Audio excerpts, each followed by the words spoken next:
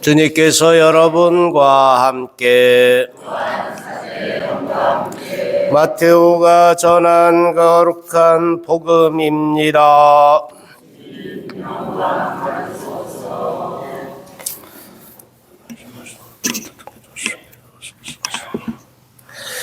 그 무렵 세례자 요한이 나타나 유다 광야에서 이렇게 선포하였다. 회개하여라. 하늘나라가 가까이 왔다. 요한은 이사야 예언자가 말한 바로 그 사람이다. 이사야는 이렇게 말하였다. 광야에서 외치는 이의 소리, 너희는 주님의 길을 마련하여라. 그분의 길을 곧게 내어라. 요한은 낙타털로 된 옷을 입고 허리에 가죽띠를 둘렀다. 그의 음식은 메뚜기와 들꿀이었다. 그때 예루살렘과 온 유다와 요르단 부근 지방의 모든 사람이 그에게 나아가 자기 죄를 고백하며 요르단강에서 그에게 세례를 받았다.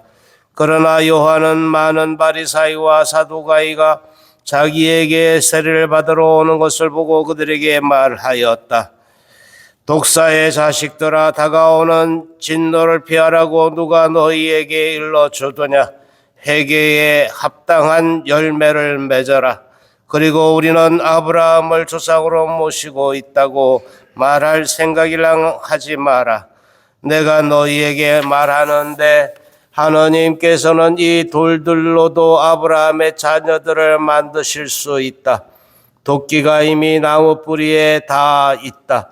좋은 열매를 맺지 않는 나무는 모두 찍혀서 불 속에 던져진다. 나는 너희를 회개시키려고 물로 세례를 준다.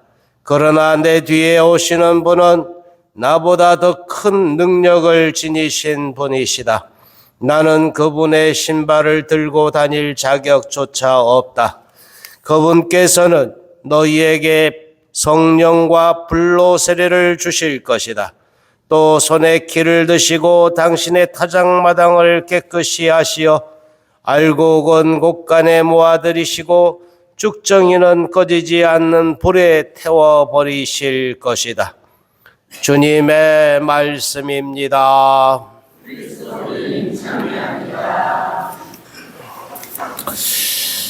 네, 대리만의 초가 벌써 2개째 밝혀졌습니다. 그리고 우리 이제 성탄트리 우리의 바램과 청원의 기도 드리는 기도문 열매가 많이 열리고 있어요. 이제 함께 더 많은 분들이 각자의 바램과 또 가정의 바램들을 담아서 기도문으로 적어서 이렇게 열매들로 이렇게 달아주시면 좋겠습니다. 대림 2주일, 대림 시기는 무엇보다도 희망하는 거에 대해서 또 그 다음에 회개에 대한 얘기를 이제 특별히 듣죠. 그런데 이제 이 첫 번째 주에는 되게 이제 희망에 대한 부분들을 이야기합니다. 이제 새로운 한 해를 맞으면서 이 희망에 대한 얘기를 하고, 그리고 오늘 우리가 들었던 독서, 이제 특별히 우리가 이제 들었던 독서부터 평화에 대한 얘기를 하죠. 평화에 이제 이 말씀을 이렇게 듣게 되는데, 진정한 평화는 어디서부터 오는 것이냐? 이제 그것은 오늘 복음에서 우리들에게 들려주는 것처럼 회개하면서부터 오는 거다. 세례자 요한이 사람들에게 한 것처럼 주님의 길을 곧게 내는 데 있다. 이렇게 이제 보는 거죠. 주님께서 우리에게 오시는 것, 우리가 그것을 닦는 데 있다고 보는 것입니다. 그러니까 진정한 회개는 이 평화의 길로 가는 길이기도 하다. 이렇게 이제 볼 수가 있는 거죠. 회개라는 말의 의미를 성경에서 특별히 이제 히브리 이 말로 된 그 성경에서 이렇게 찾아보면 이 2가지로 이렇게 나오는데요. 대개 나함과 슈브라는 그런 단어를 씁니다. 이 나함이라는 단어는 뉘우친다라는 또는 슬퍼한다라는 그런 뜻이 담겨 있고, 이 슈브라는 이 단어는 돌아간다라는 뜻이 담겨 있습니다. 그래서 되게 이제 우리가 회개한다는 그 표현을 할 때 이 두 단어 중에 이렇게 쓰기도 하는데, 슬퍼하고 또 이제 뉘우친다. 뉘우치고 또 슬퍼한다는 것도 있지만, 그러나 또 이제 동시에 슈브로 이렇게 돌아와야 돼. 자기가 정말 있어야 될 그 길로 돌아가는 것을 의미해요. 우리가 이제 회개의 대명사하고 회개에 대한 얘기를 할 때 꼭 이제 빠지지 않는 대목이 이 탕자의 비유에 나오는 이 아들 이야기가 있습니다. 이 작은 아들은 아버지가 아직 살아계신데도 그 살아계신 아버지를 마치 죽은 사람 취급을 하며 자기에게 돌아올 유산을 달라고 이렇게 가지고 먼 길로 가죠. 그리고 그뿐만 아니라 살아있는 아버지를 죽은 사람 취급하면서 방탕한 세월을 합니다. 그리고 그제서야 그는 뉘우치죠. 그때가 바로 슬퍼하면서 이제 뉘우친다 그렇게 나함이라고 나함. 예, 그 뉘우칩니다. 그러면서 이제 아버지께 돌아가면 좋겠다고. 아버지께 돌아가면 좋겠다고. 이렇게 이제 그 단어를 써요. 그러니까 이 두 단어가 합쳐져서 이 두 단어의 의미들이 다 이렇게 있을 때 진정한 의미의 회개가 된다라는 것이죠. 회개는 그러니까 가야지 하고 뉘우치는 것만으로 부족하다. 뉘우칠 뿐만 아니라 돌아가야 되네. 이 작은 아들은 아버지로부터 이제 그 아들이라는 자격, 아들이라고 말할 수도 없고, 다만 아버지의 집에 그 품팔이꾼 내지는 종으로서라도 쓰임을 받으면 좋겠다라고 그런 각오를 합니다. 사람들로부터 질타를 받을 거, 이런 걱정, 이런 생각들을 다 제쳐놓고 그냥 아버지 집으로 돌아가죠. 이제 그래서 그는 정말 뉘우칠 뿐만 아니라 회개하였다. 아버지께 돌아가는 것. 대개 이제 우리는 뉘우치는 그 정도, 그래서 우리가 잘못했다고 반성하는 정도, 그래서 가슴을 치면서 슬퍼하는 정도를 회개한다라고 이렇게 생각할 수 있는데 그렇지 않아요. 실제로 많은 사람들이 오랫동안 냉담을 하고 냉담한 사람들을 만나면서 이야기를 하면 그렇습니다. 성당에 나가야죠.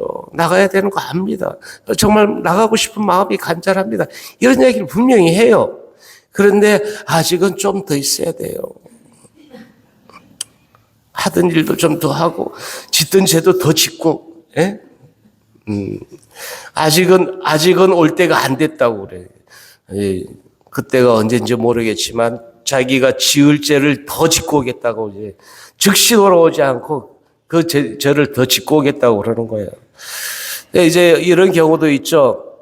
본당에서도 이제 냉담자들을 이렇게 가끔 만나면 이 냉담자들에게 고해성사 이렇게 하라면 그래요. 사람들이 한 3년 몇 년 동안 이제 성당에 안 놓은 것 말고는 특별히 지은 죄가 생각이 안 납니다.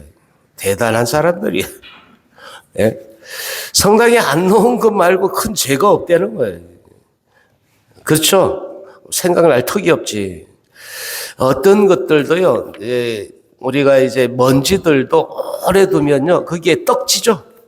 먼지들도 떡져요. 그래서 안 날아다녀. 떡져가지고 아예 딱 자리 잡아. 거기에 마치 일부가 되는 것처럼. 똑같아요. 우리들의 죄 의식도 우리 몸에 탁 달라붙어가지고 그걸 털어내거나 아니고 불려야지만 그제서야 떨어지는 경우도 있더라 이거야. 죄도 마찬가지예요. 죄도. 우리 몸에, 우리 삶에 딱 달라붙어가지고 떨어지지 않을 때는 불리는 작업이, 세탁에도 불림 있죠, 불림 세탁. 알면서. 네, 불림 세탁이 있죠? 네. 불려야 되는데, 불리는 작업을 안 해. 그러니까 있는지 없는지, 이게 들어온지 어쩐지 그냥 내 몸인지, 원래 내 몸이 그렇게 만들어졌는지 딱 달라붙어 있으니까 떨어지지가 않는다고. 그래서, 몇 년 동안 냉담을 하고도 지은 죄가 생각나지도 않고 지은 죄가 없다고 그러는 거예요. 성당에도 안 오고, 특별히 지은 죄가 없으면 그런 사람들이야말로 이제 성인품에 올려야 되지 않을까. 대단한 대단한 거지. 근데 어쨌든 이렇게 우리가 우리의 삶에서 돌이켜 오는 것, 주님께로 돌아가야지 하고 이제 느끼는 것, 이제 그리고 그래서 이제 슬퍼하고 뉘우쳐서 쉬고 돌아오는 것, 이것이 필요하다. 주님께로 돌아와야 돼요. 이것은 어떤 결정적인 결단을 의미하고 이제 그래서 어떤 열매 맺음에 이르기까지를 의미합니다. 마음만으로 또 생각만으로 하는 것이 신앙이 아니죠. 이 회개는 우리들에게 그렇게 행동하라고 실천이 필요한 것이라는 것을 가르칩니다. 대림절은 그런 또 한편에 평화를 위한 기다림이기도 하지만은 이 행동하는, 실천하는 그런 때이기도 하다. 그러니까 뉘우치고 슬퍼하면서 또한 한편에서 정말로 아버지 집으로 돌아가야지 라고 결단을 내리고 가는 것을 의미해요. 특별히 대림 제2주일은 인권주일이라고 봅니다. 인권주일입니다. 오늘 주님의 길을 곧게 내어라 라고 말씀하시는 그 말씀처럼 주님의 정의와 평화를 위해서 우리가 더 한번 생각해 보자는 것인데 이 하나님의 정의는 어디서부터 오느냐? 하나님을 닮은 이 우리들, 인권이라는 것 자체가 하나님을 닮은 우리라는 여기서부터 오는 것이 아니에요. 그런 차원에서 보면 정말 하나님께로 제대로 돌아가야 하는 것. 하나님의 모습을 닮은 우리가 어디에 있어야 하는지를 제대로 알아차리는 것이 되어야 하지 않을까 생각합니다. 오늘 우리는 또 한편에서 이러한 인권에 대한 부분들을 생각하면서 우리가 있어야 될 자리, 주님께로 돌아가는 그 길, 거기에 우리도 한 발 내딛는 그런 한 주간 되기를 축원합니다. 아멘.